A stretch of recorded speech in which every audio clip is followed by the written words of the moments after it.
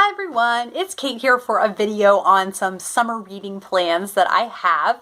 And there are a couple series that I have had an interest in reading or rereading in one case for several months.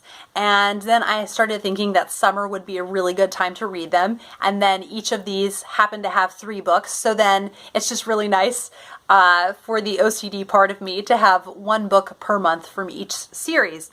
So I will tell you about these series that I'm really looking forward to getting to. The first is actually a read-along that I am hosting, and I'm really looking forward to hosting this read-along because these books are just some of my favorite, and I just think they're so wonderful and some of the best books out there ever.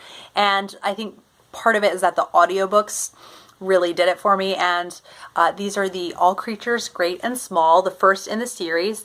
And one reason why I love the audiobooks so much is that Christopher Timothy, who played James Herriot in the TV series, reads the audiobooks and just has such a great voice for doing the accents, the Yorkshire accent and the Scottish accent, because he's from Scotland, James Herriot is.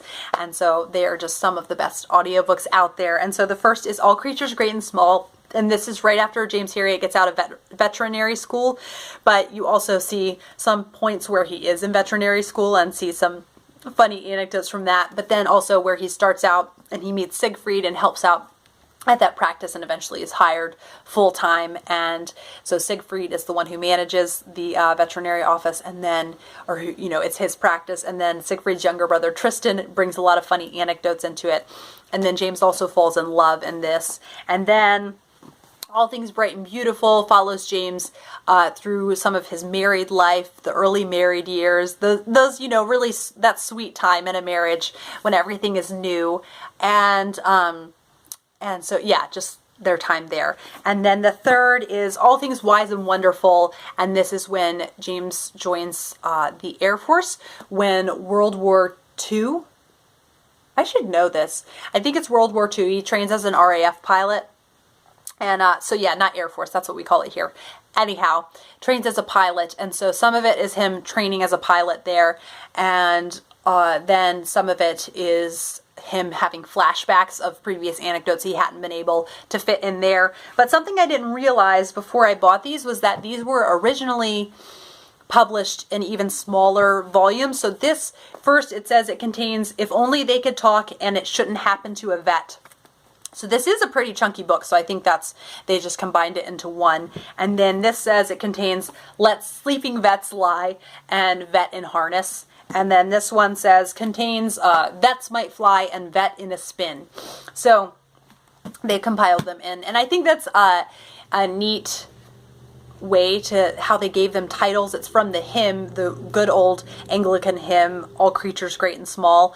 And so I really think that hymn is appropriate as titles for these because it speaks to the kind of nostalgia of the books and the love of nature and just thankfulness for everything that you have, and just very British. It's a very British hymn.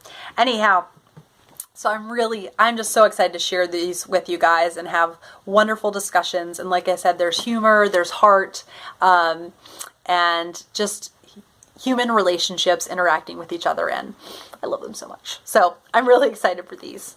Then I also recently hauled the Elliott Family Trilogy by Elizabeth Gouge.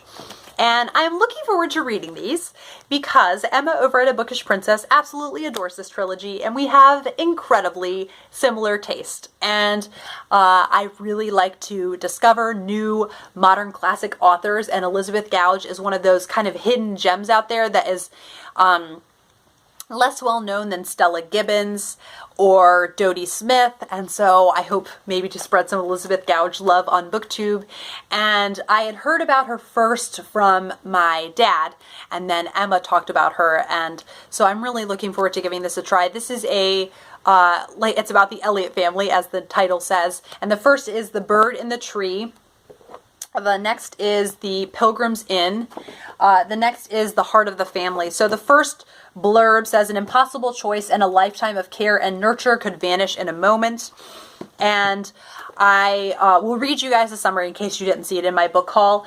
It says, matriarch Lucilla Elliott fiercely loves, prays for, and protects her family. She has dedicated herself to making her house on the English coast a welcoming refuge of comfort and beauty, and she intends for all of it to be passed on to her favorite grandson David, who loves the home as she does.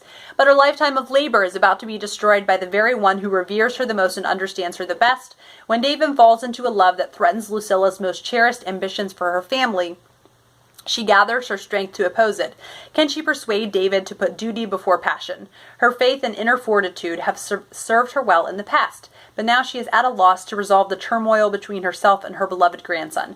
Family tradition, the love between a man and a woman, and the ultimate truth of a local legend are all woven together in this beautiful story, beautifully told. That's the first book. And then the second book, the blurb says he had already lost the love of his life, and the war had left him a shattered and broken man. So there's going to be the Great War that happens during this, the Great War, World War I. And then the third blurb for The Heart of the Family is, the family seemed intricately bound together with threads frayed with age, yet still strong and permanent until he came. So I think it's fun because I don't typically like just straight out romance novels. And so I think these might be a little bit more complex or just more to my style, more to my liking. And I'm really looking forward to it because it has 3. And so it'd just be great to really get to know another bookish, another family from a book. So looking forward to that. And then the third series that has 3 books that I will be reading this summer is the Kristin Lavransdatter series. This is by Sigrid Undset, and she's Swedish. She was Norwegian.